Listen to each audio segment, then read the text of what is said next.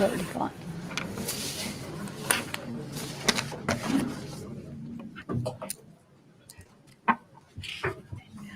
At the end, we have somebody. You want somebody to you pass the mic, whatever you prefer.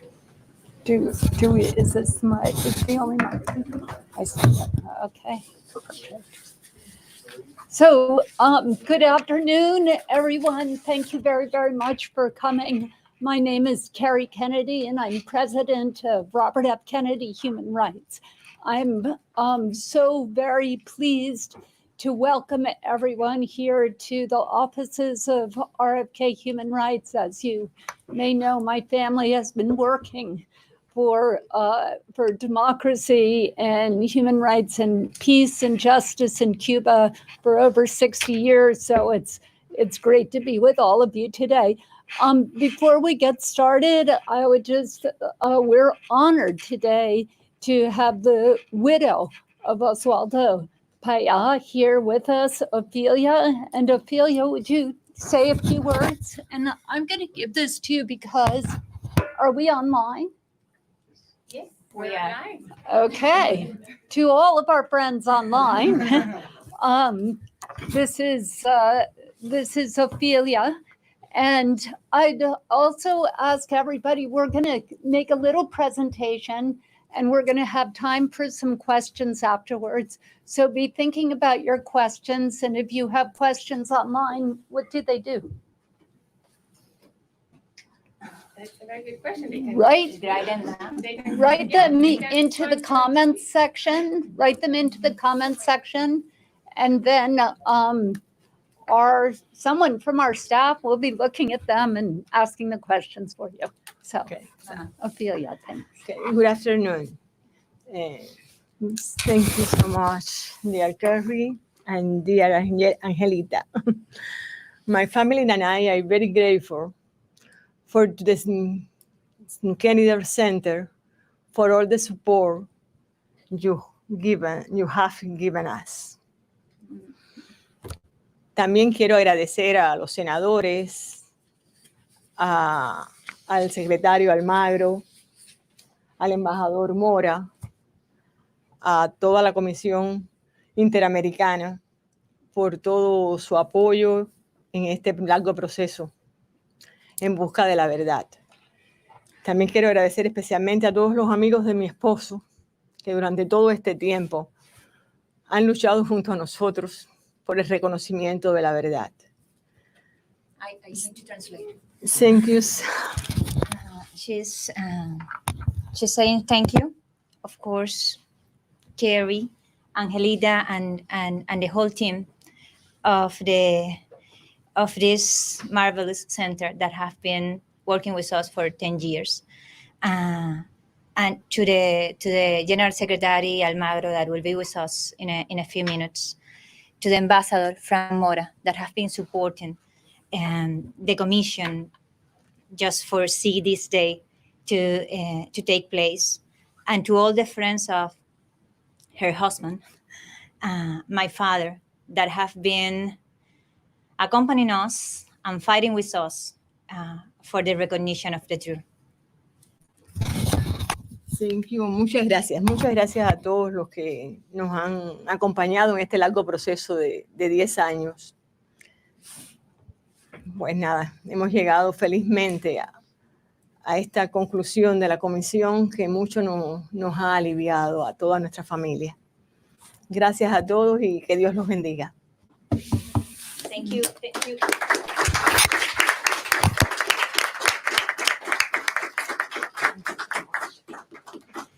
Thank you all.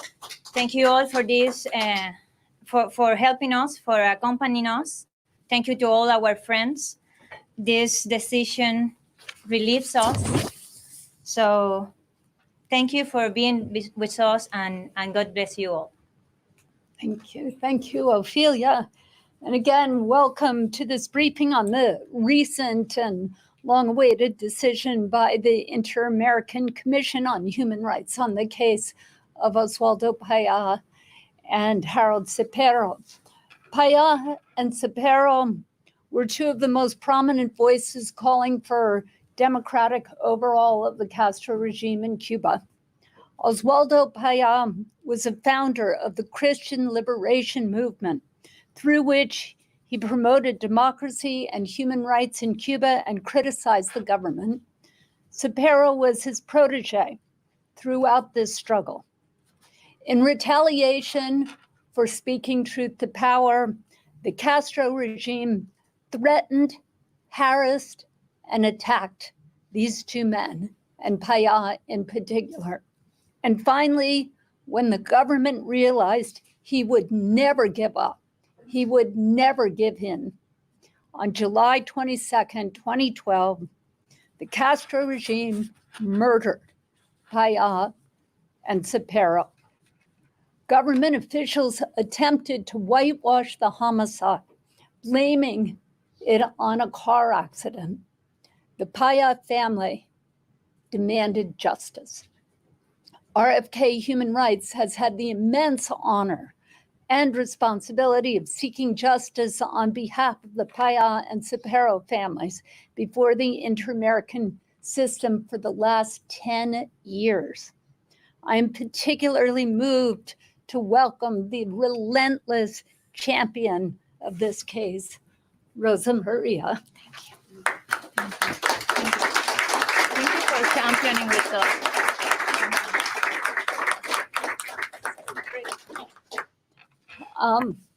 Like her father, she has never given up. She has never stopped fighting for the truth. She is a heroic activist for democracy and civic space and a true patriot of Cuba. And just as she walked in this morning, she said, "I'm sorry for being a few minutes late. I was just protesting in front of the Cuban embassy." And that's all you need to know about this extraordinary woman. And do they know about the Senate? They should know. And she just got this extraordinary piece of legislation passed, renaming the street in front of the Cuban embassy for her father. And it passed unanimously in the United States Senate. Just incredible. So we are very grateful to have with us Ambassador Francisco Mora, who represents the United States before the OAS and has devoted his life to strengthening U.S. and Latin American relations. And we will hear, of course, from the great Rosa María, and then we'll hear from Angelita Baeyens, my colleague, and this extraordinary lawyer who has won yet another case at the Inter-American Court and Commission for Human Rights. So we'll hear a little bit of the background. And when he arrives, we'll hear from the Secretary General of the OAS. But we could start with Ambassador Mora. Thank you. I could go after Kenny. But thank you for hosting us and for inviting me. I want to apologize first. We're in the middle of a General Assembly here in the next few days, and so we have got a lot going on, but I could not miss this opportunity regardless of what's going on. Plus, when Rosa María says, "You must come," I'm here. But again, I apologize for that. Just a few things. The report doesn't tell us anything we didn't know before, right? However, it is important for an institution like the Inter-American Commission on Human Rights that has the credibility, the reputation, the legal standing, the global legal standing of the commission that the United States and many other member states support in so many different ways. For the commission to come out with an exhaustive, detailed, clear report indicating in no uncertain terms who is responsible for the murder of Oswaldo Payá and Gerardo Cepero carries a significant weight in public opinion. As you know, since the commission's ruling, that ruling has been covered by media and civil society organizations throughout the world. I've had people from Europe and from Asia, and of course from Latin America, send me emails or a text or whatever saying, to summarize, way to go. This is important. This is, one gave me a word that I can't say in public, but it's a big deal. And I had no role in it, only to just sort of insist and make sure that the report come out in a timely basis. It took too long, but it is out. And I'm glad that we were able to be a very, very small part of it and to be part of this event. So thank you again for allowing me to be part of this event. I feel tremendous pride for seeing this out while I am the U.S. ambassador to the OAS. It's very exciting for me. And as a Cuban American, it's even doubly exciting for me. So thank you so much. Thank you.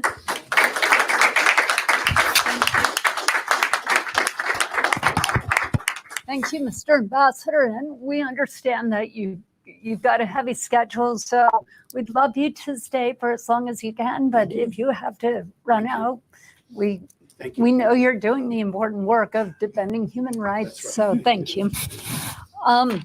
Rosa Maria, there are no words to introduce you. You've been such an extraordinary champion.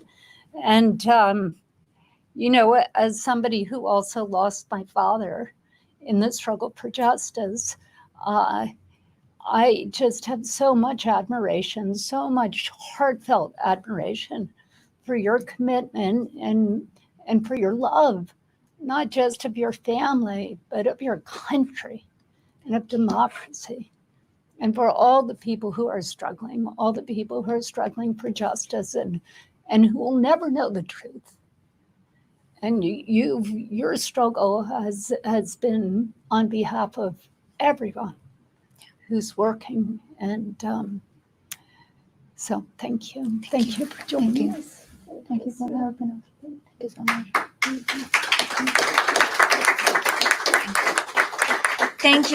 Thank you, Kerry, for making the cause of justice for my father, which is the cause of justice for Harold, my friend, but it's also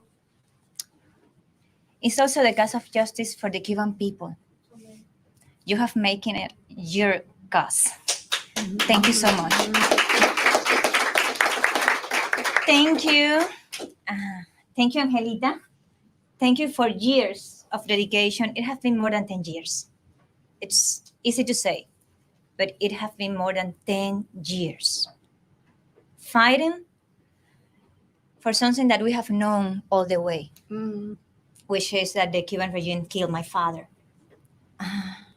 And of course, thank you to the RFK Human Rights Center. You lead a great team. You're right. A brilliant team. Thank you So to the General Secretary of the OAS. Welcome.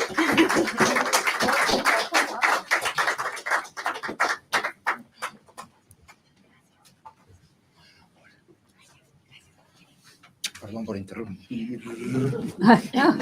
Thank you so much also to Secretary Almagro for all his support during all these years. Support for the cause of justice, but also for the cause of freedom for the Cuban people.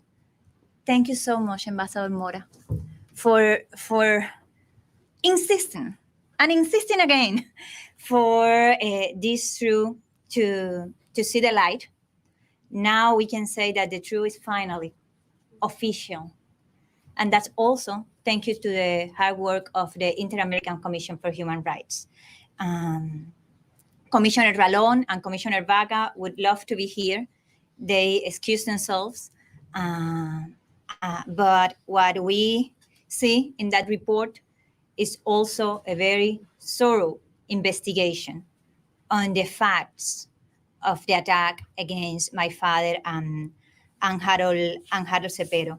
And we will be forever grateful to the Inter-American Commission for establishing those facts and for making the truth official. What this means to us, what what the recognition of the truth that is probably only half of the way, but it is very, very important for us. And I'm sure, and I really appreciate your support, because you have experience in your own family what is the quest for justice. That quest has been the work of many of us, but have been also the burden imposed over thousands of victims in my country. This recognition of the truth is not only the recognition of the crime against my family, it's not only the recognition of the responsibility of the Cuban state, in my opinion, the responsibility of Fidel and Raúl Castro in ordering the murder of my father and Harold Cepero, but it's also the recognition of all the crimes, past and present, crimes of the Cuban regime. And this is crucial right now, because while we are talking, there are more than 1,000 political prisoners in my country, because the state terrorism is the law of the land in Cuba, because Jose Daniel Ferrer has been in jail for more than 3 months, incomunicado. We don't know if he's alive or not. That's the level of the repression that the Cuban people is living right now. And this verdict of the Inter-American Commission is bringing not only the truth of the crime against my father, but the truth of the repression against the Cuban people. While many in the world, and while many in our region, despite the work of the General Secretary of the OAS, many in our region insist in remain in silence. And sometimes in complicity with those murders, with that mafia that is in power in my country. For us, for my family, the Cuban regime, they kill our dad. They kill the husband of my mother. They kill the person that give us love and sense of unity and family and responsibility. For the Cuban people, they kill probably the most brilliant adversary of the communism in my country. They were trying to kill the alternative, because that was what my father embodied, an alternative to tyranny, an alternative to hate, an alternative to oppression. He embodied hope. They failed on that. The Cuban regime failed on killing the hope. They failed on killing the legacy of my father. We have seen that legacy growing and multiplying within the Cuban people, within the hundreds of thousands that have been in the streets, within the hundreds of thousands that have been in the streets, not only in Cuba, but also in the exile community. For us, it's very important to stop the impunity of this regime. And that's also why this verdict is so important. But the truth needs to be accompanied with actions. And that's part of what we want to invite everybody here, the people that is listening, and also all the member states. I really appreciate the presence here of several ambassadors. Thank you for being with us in front of the OAS. Thank you so much for joining us, because now is your turn. Now are the member states of the OAS the ones that should join the Inter-American Commission and condemn the Cuban regime, but also demand justice for the for the crime against my father, but also for all the crimes of that and the atrocities of that regime. And now you have a powerful weapon, which is this verdict of the Inter-American Commission, thorough, incontestable verdict of the Inter-American Commission. We hope to hear from you. We hope to hear from your states in the next days during the General Assembly.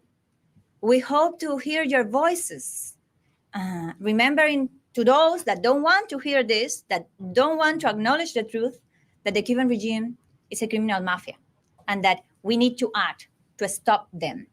And we need to use the tools that the Inter-American system provides, just as we need that Europe to finally understand that it's time to change the policy. It's time to change the behavior. It's time to take sides with the Cuban people. It's time to take sides with the victims. It's time to help Cubans to finally see a destiny of freedom and democracy that is the same destiny that my father fought for. Nothing is going to compensate us, just as nothing is going to compensate the families of the thousands of victims of the Cuban regime, or the families of the thousands of victims of the Nicaraguan regime, or the Venezuelan regime, that are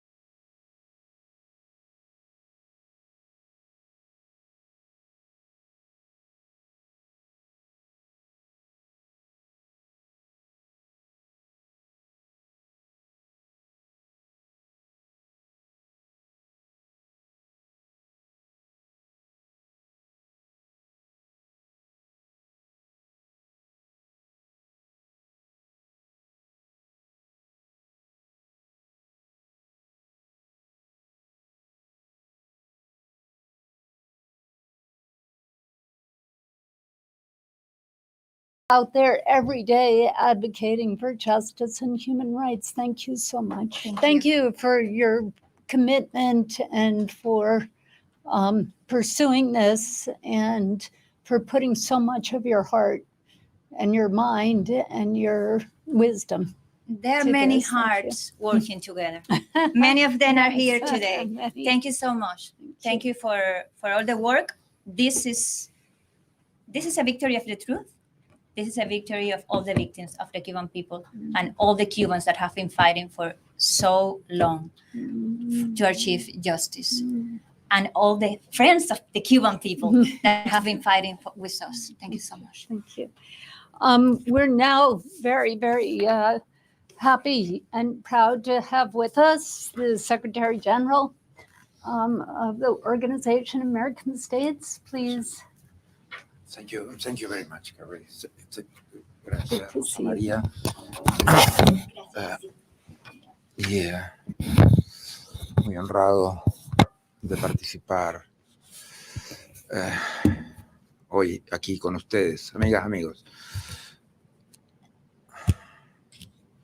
Hacemos nuestra la decisión de la Comisión Interamericana de Derechos Humanos sobre la responsabilidad del Estado de Cuba por las muertes de Oswaldo Payá y Harold Cepero y por las torturas y violación de las garantías constitucionales judiciales en perjuicio de Ángel Carromero. Tal como lo dijo la CIDH, Oswaldo Payá, defensor de derechos humanos y líder político, y Harold Cepero, también defensor y disidente político, fueron sujetos a diversos actos de violencia, hostigamiento, amenazas, atentados contra la vida, cuando finalmente un choque vehicular les causó la muerte el 22 de junio de 2012. Posteriormente, Ángel Carromero, quien al momento del atentado conducía el vehículo y sobrevivió, fue procesado y condenado por estos hechos. En el informe, la CIDH destacó que lo ocurrido a las víctimas se enmarcó en el contexto de la persecución y represión estatal contra personas disidentes políticas y defensoras Derechos Humanos en Cuba, con el objetivo de obstaculizar o paralizar la labor y defensa y promoción de los derechos humanos. La CIDH identificó indicios serios y suficientes para concluir que agentes estatales participaron en las muertes de Payá y Cepero. En particular, tomó en cuenta el testimonio de Ángel Carromero, que indica que el automóvil en el que viajaban había sido impactado por un auto oficial, lo cual fue corroborado por un testigo ocular. En su informe, la comisión también estableció que el Estado violó el derecho a la residencia y tránsito de Oswaldo Payá y su familia. En su calidad de defensor, fue impedido circular libremente por el país en múltiples ocasiones. A la familia le negaron el desplazamiento para que retiraran el cuerpo sin vida de Payá y ésta tuvo que abandonar el país posteriormente debido a hostigamientos y amenazas por parte del Estado. La CIDH insta al Estado de Cuba a cumplir integralmente con todas las recomendaciones hechas en el informe, entre las que se destacan la reparación material e inmaterial de las víctimas y familiares, iniciar una investigación diligente, efectiva y dentro de un plazo razonable para esclarecer los hechos, identificar responsables e imponer las sanciones que correspondan, así como las medidas para evitar la repetición de los hechos y generar condiciones de retorno voluntario para las personas que fueron obligadas a reconstruir su proyecto de vida en otros lugares como consecuencia de los hechos. Es un claro caso de un crimen de lesa humanidad, es un claro caso de terrorismo de Estado, es un claro caso de violación sistemática de derechos humanos. Es un claro caso que definitivamente nos obliga, como decía Rosa María Payá, a ser contundentes, claros, precisos y definitivos respecto a las violaciones sistemáticas de derechos humanos en Cuba, perpetradas por parte del Estado como parte de una política permanente de terrorismo de Estado. Y es en ese punto que debemos ser absolutamente claros, presente y futuro, respecto a la responsabilidad sobre otros hechos pasados, sobre las desapariciones forzadas en Cuba, sobre los presos políticos en Cuba, sobre las personas torturadas en Cuba, sobre la acción del Estado contra disidencia en Cuba, sobre la falta de libertades fundamentales en Cuba. No pueden haber ambigüedades, no pueden haber amistades ideológicas que amparen crímenes de lesa humanidad. Eso es contrario a la propia naturaleza humana, a la propia defensa de los derechos humanos y a la convicción profunda que debemos tener de que debe haber justicia, reparación, memoria, verdad y nunca más.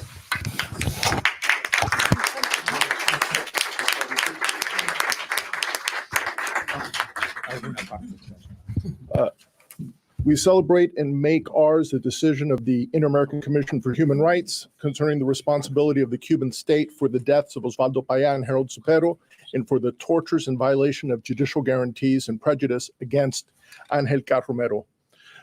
We salute Rosa María Payá, Ambassador Mora, Kerry Kennedy, Commissioner... You didn't say that? I didn't greet anybody. Commissioner Rolón and Angelita Baeyens.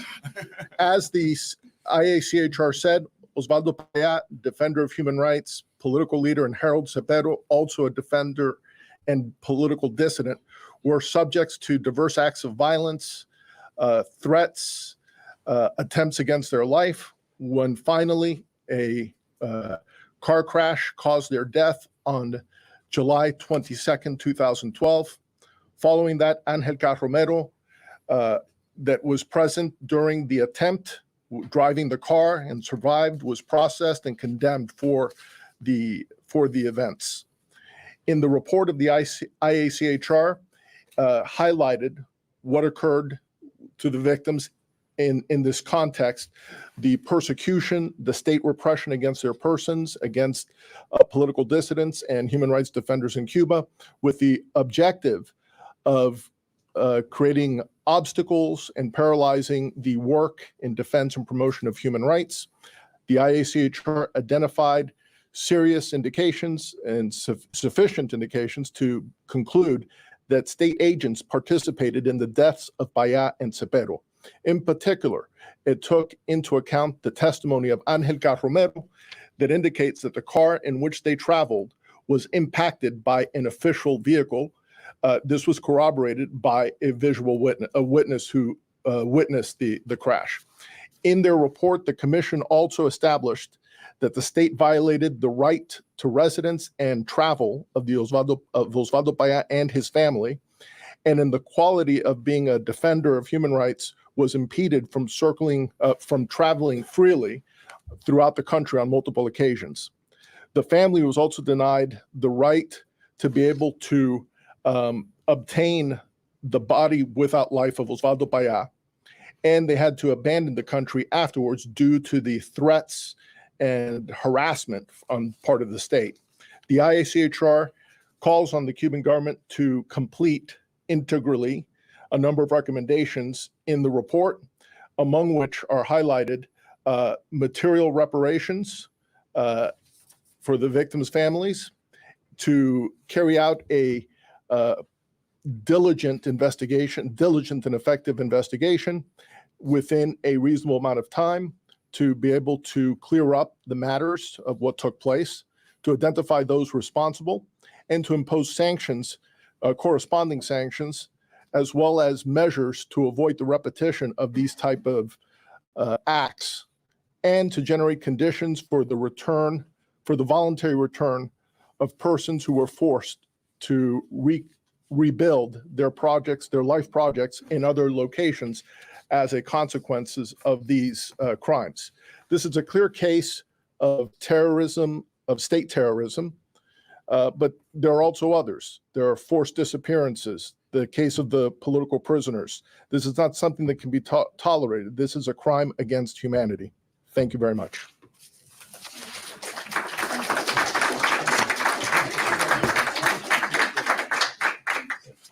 May I have that microphone? Oh, sorry. Thank you. Thank you.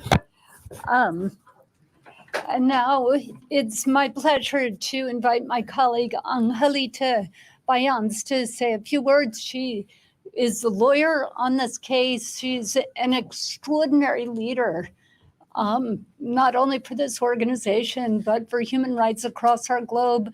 She's won landmark decisions for human rights in Colombia, in Guatemala, in Honduras, in Zimbabwe, and beyond. And so we're just so blessed and lucky to have you as a leader of our team, really.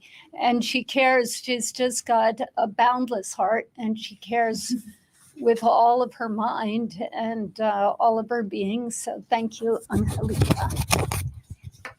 Thank you. Thank you, Kerry. I do not deserve even a tenth of all these beautiful words, but I do agree that it's been an immense privilege to accompany the Payá and the Cepero families in this quest for justice and for truth. This is a case in which the whole team, I mean, I'm not the only one that has worked in this case. Actually, my colleague Wade, who's somewhere, was part of the beginning of this journey, and we've had also colleagues that have since left and moved to other work, still working for human rights, that I think are as proud and happy today as I am. So I also want to acknowledge that. But it's really been a long but worthy journey, and we couldn't wish for better companions. You've been the motor of it all, throughout, and you know that. And as you were saying, Rosa Maria, there's been lots of supporters and friends along the way, and that has been really crucial. But why did we suggest and work with the family to bring this case to the Inter-American Commission on Human Rights? As you all know, and as was very clear for the families, the prospects of justice in Cuba were none. No, and part of the violations actually that the commission found were precisely violations of due process with this sham trial that Angelita Romero, who's also a victim in this case, whose rights were violated, and the commission recognizes the violations against his rights. He was put in, through this sham trial, just in this attempt by the Cuban regime to make the deaths of Oswaldo Payá and Jairo Cepero look like an accident. And that was really important. For us, it's very clear that was very important for the Cuban regime not to be obvious in the these efforts to silence them, because that would have been very problematic for the regime, because Oswaldo Payá was an extremely charismatic and well-loved person, and one of the biggest challenges to the regime. So it needed to appear to be something that was accidental. And so the length to which the Cuban regime went to try to set and really spread this official truth about how the circumstances of the death of Payá and Cepero just demonstrate how challenged they were by the work and the determination of these two extraordinary human rights defenders and leaders.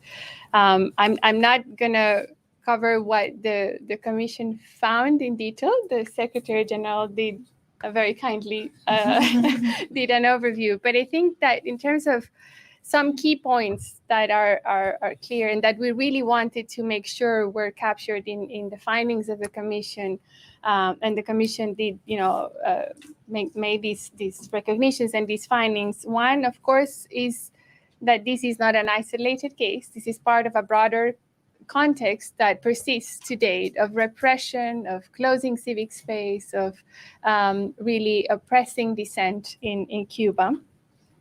For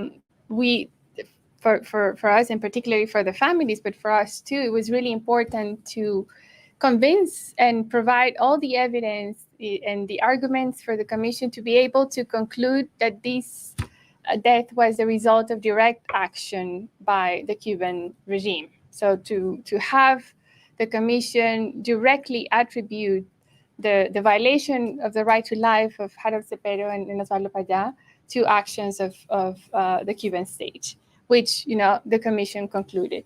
Also to have the recognition of Angelita Romero's violations of his due process rights and to have his detention recognized as an arbitrary detention and a sham trial. That was also very important, and it's one of the key findings in this decision that, as was said, is not by Ambassador Mora. It's not that we're surprised. We think everybody that has followed this case knows and already thought the same as that the commission concluded. But having this intergovernmental independent expert body to say so is really important, and it's like a game changer in a way of also what comes next, no? But also having the commission acknowledge the suffering and the harassment that the families suffered even after the deaths of Oswaldo Payá and Harold Cepero, to the point where, as the Secretary General Almagro raised, they were forced to seek exile. So that's not a minor thing, and it's also a demonstration of this relentless effort by the Cuban regime to continue silencing those that dissent and those that denounce human rights abuses and violations in Cuba. And then finally, but not least, the importance that in the report of the commission is really highlighted, and we have somebody from the Inter-American Commission here. Thank you, Melissa, for coming. Is also the importance of human rights offenders and the right of human rights offenders to defend human rights. And that's something that is really reflected in this report and some of the recommendations that the Inter-American Commission makes to the government of Cuba, knowing that they're going to try to ignore it as much as possible, is precisely geared towards protecting the right to defend human rights and to dissent. So what comes next? Now it's one of the big questions, but for us, as we agree, Rosa Maria, that this is on one hand a validation of what the family and many Cuban people have been saying and denouncing all along. But that should also have consequences in the way that the international community and other states, including OAS member states, what they push for in the international arena. We cannot have Cuba anymore be part of the UN Human Rights Council. That's like the one thing that is ridiculous. It's absurd. Huh? it's like putting the wolf in charge of the sheep. So and again, this has been a call for many years, but this is something that we're also hoping has consequences beyond this hemisphere. We now have the Inter-American Commission of the OAS stating that the rights of basically that Oswaldo Payá and Cepero were killed, and that this happened in a broader context of repression and of dissent and abuse of human rights. But now it also has to be translated into other fora, including the UN. So I'll leave it there for now. Thank you again. Thank you. Thanks so much. Yeah, Angelita, thank you everybody for being a part of this. I'll just say before we get to questions, another expression of admiration for Ophelia, for being here, for your commitment, and we're just with you. We're always with you, and your whole family, your whole family. Do you need to go? Are you leaving? You look like you're leaving. Thank you for coming. We understand. See you soon.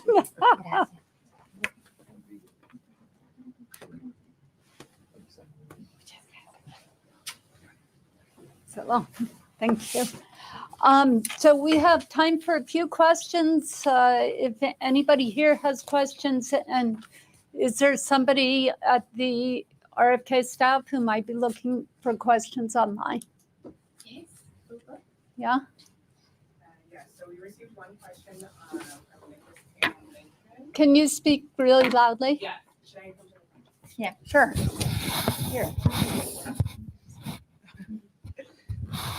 So we received one question from Nicholas K. on LinkedIn. He says, as the chairman of the Desmond and Leah Tutu Foundation, I applaud you, Kerry Kennedy, the RFK team, and all fellow human rights activists of Cuba for your struggle and successful work achieving justice through truth.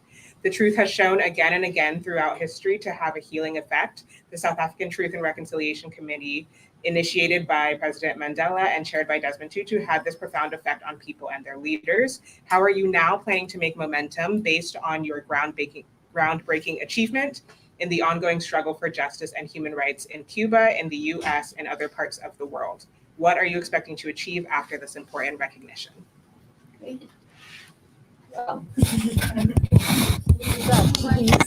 Here, maybe you can start. Sure.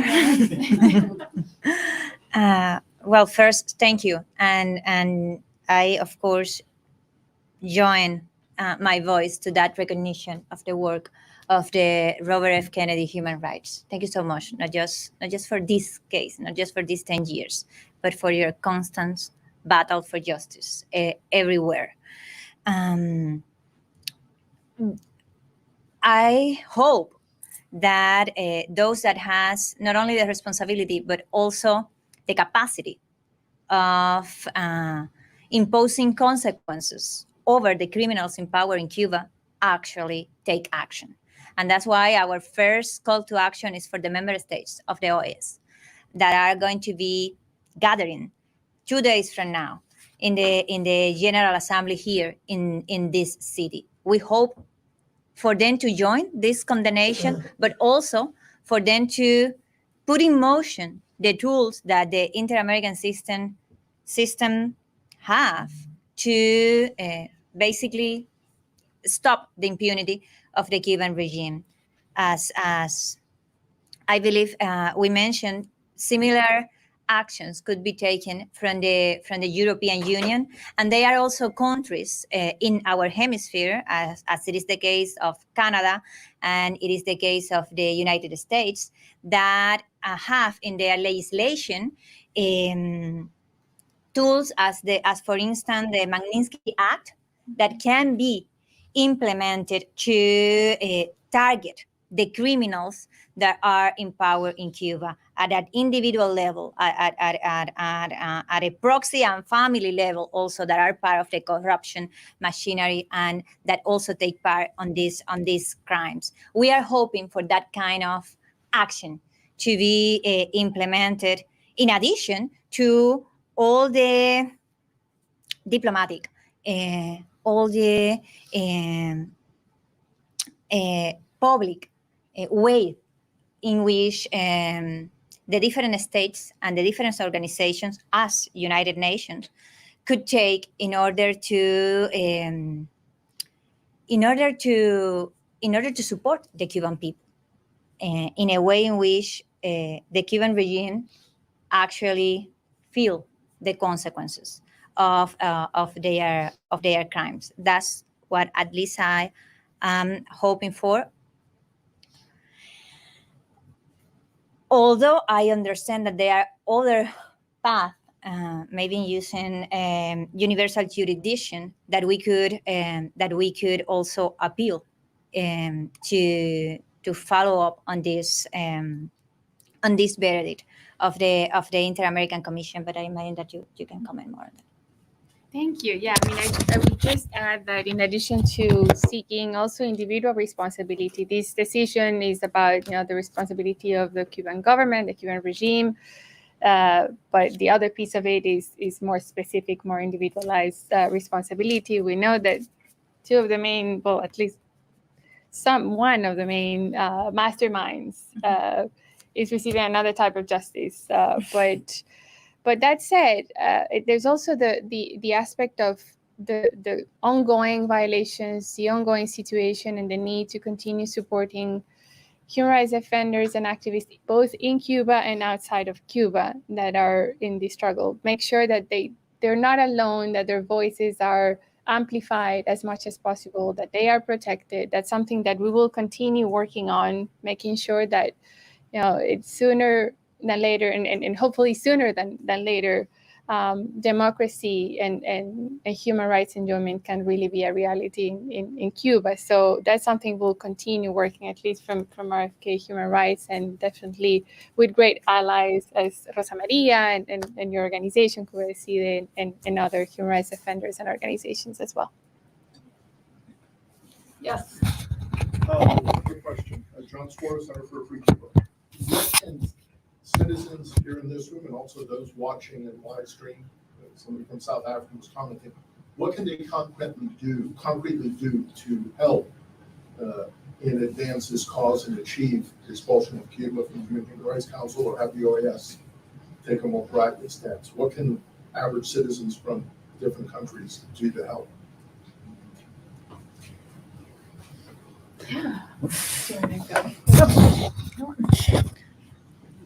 Okay. I thank you for that question, John. There is something that is also probably a big part of the answer to the previous question, and is truth is finally recognized. Now it needs to be socialized. Everybody needs to know about the crimes of the Cuban regime, because a big part of these 10 years have been fighting against the lies, the propaganda, the hate propagated by the Cuban regime. We are confronting one of the most great lies machineries of our time, which is the Cuban regime. They have been lying to the world for 64 years. So one of the first things that each person that is listening can do is share this truth. Share it and make it vital. Please help us to disseminate the reality about the crime and about Cuba. We need that kind of campaign, and that's something that you have been doing also brilliantly, and that we need to continue. The symbolism have been the realm of a dictatorship. They have been using it for the evil. They have been lying to the world. We have the opportunity of using symbolism and using the tools that we have for the good, and the truth is only what we are saying. Could I just ask you two questions? So we're here in the United States. You have a piece of legislation. It's passed the Senate. It has not yet reached the House. So people across this country can get in touch with their member of Congress and ask them to support the bill. So I'll ask you for the name of that. And then secondly, if people want to support, so there's support through social media, but you can also send funds, because this is a 10-year struggle, and it takes some funding to do that. And so if they want to support you and your struggle and your work, is there a foundation, or is there a GoFundMe site? How can they do that? Thank you. Send lawyers and money, get the guns. Yes, yes, and it's and that part is also crucial. Thank you so much for bringing that topic. And the first one is, yes, please write to your representative. Tell them, hey, it's time to pass this bill, which name is It's the Oswaldo Payá Way bill. So it's that easy. Please write to your representative and help us pass this bill as soon as possible in the House of Representatives. And I want to take this opportunity, this chance that you have gave me, also to appreciate all the work, all the commitment, the love of all the Cuba Decide promoters, which is the initiative that we defend, and it's the way that we have found to continue my father legacy. Many of them are now in jail in Cuba. Some of them are here in this room. I really appreciate your support and your commitment. Thank you. Thank you so much. And to all of those that are listening, we have a website, which is cubadecide.org, and we have a donation page. And you can do it online. You can send a check, but definitely this struggle needs your support. This struggle needs the resources. We are, at the end of the day, we are families. We are families in the island and in the exile, again, against an state, a murderous state, with all its resources and with all its power against citizens. So we really appreciate any support that you can give us. Thank you. Any other questions? I have one, if I may. Hello. Thank you for all your words, and thank you for sharing your victory with us. I think this is an incredible journey, and really congratulate you. I'm from the delegation of Canada to the OAS, and obviously we are one of the countries that support greatly the Inter-American Commission on Human Rights. And I just wanted to ask you very quickly, and this may be a longer conversation, but 10 years is a long time, isn't it? It's an awfully long time to work with the Commission and to get to a result.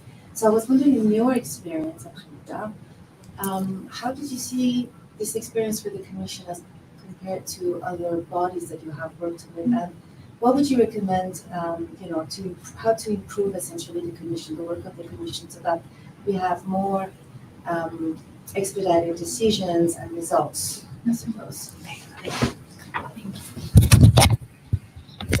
And I must confess, I'm a bit biased because I used to work at the Inter-American Commission. So I like, having been in the inside, I understand the limitations that the Commission has. It is a long time, though. And part of the problem of the backlog is the backlog of cases, the lack of resources to really process them in a faster manner. So, it's really a call to the OAS member states to support better and more the Commission in terms of resources, but also in respecting its independence. We wouldn't have the decision with such an impact today if we didn't have a Commission that is independent and composed by expert members. No? So that's really absolutely in the hands of member states.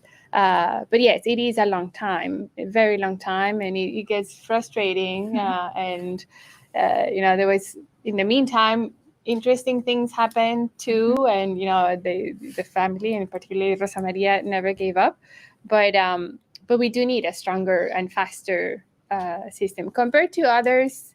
There's always, it depends on what the possibilities are. For Cuba, really, the commission was the only possibility to have adjudication of the case, because Cuba, again, is part of the Human Rights Council, but it hasn't ratified or accepted the competence of many UN treaty bodies, and so it's, again, one of those ironies that it's difficult to grasp with. So the commission was really the only hope, the only hope for some measure of justice. But even if it wasn't, it still is a body that goes into so much level of detail and then has this approach to reparations that is, together with the Inter-American Court, they're the only bodies that really have such a comprehensive approach to human rights cases. And so that's another advantage. Sometimes it's worth the wait, but sometimes it's also the only option, like in this case. It was really the in terms of holding the state accountable through an adjudicatory process, the Inter-American Commission was the only hope. We couldn't go to the court because the Inter-American Court doesn't have jurisdiction, but at least we had the commission, and thank you for the question. We have another question there. Yes. Frank, also, I have a question. Iran was expelled from the Commission on Women. Putin was expelled from the United Nations Commission on Human Rights. Is there anything else, anything happening along those lines in regard to Cuba? Any initiative? Does anybody call for that? Is there any support? I'm happy to, calls, yes, there's been calls, Yeah. many, because also Cuba has been a part of the Human Rights Council now for 5 consecutive terms of 3 years. We're talking about 15 years in which, the world has become even worse, unfortunately, in terms of human rights and democracy all around, and where we have Cuba systematically opposing resolutions that seek to highlight those very serious situations or even address them. So there's been calls, but no traction. The one thing that we have to give to the Cuban regime is how effective their diplomacy is, especially at the UN level, unfortunately. So that's something, again, talking about like what can be done. I think that there's also a lot to do with many member states who choose to turn a blind eye to the human rights abuses that Cuba is committing, and then re-elect Cuba to be part of important fora like the Human Rights Council. Other questions? Yes. I just want to briefly comment that I'm very happy with the verdict that this commission has come up with. And we are dealing with a terrorist state that is very smart, that is a fox, and that has used their propaganda to influence a lot of these members of from Latin America, of the world, of Europe, etc. And we have to exploit the results of this commission, make it popular, because as we speak, they are also using the propaganda world. We have to exploit social media, make sure that everybody knows about this result. So right now, for example, the dictator, because nobody elected him as president, is in the Vatican right now, getting also exploiting their propaganda. We have to make sure that everybody is aware of this, and that the states follow up and impose real sanctions or real what penalty will Consequences. and it's the dictatorship, the people behind this act, will there be any consequences? We have to make it popular, just because we're fighting a very big Sure. propaganda machine. Thank you. Thanks for those comments. Anything else? Well, then I'll just say thank you again to everybody for coming. Thank you to Rosa Maria for your leadership, for Angelita for your extraordinary brilliance and commitment over all these years, and the whole RFK team, especially Wade, who was at the beginning of this, Wade McMillan, Ophelia for joining us today, and everybody who came out, for all of your commitment to democracy and human rights and justice. Thank you very much. Thank you.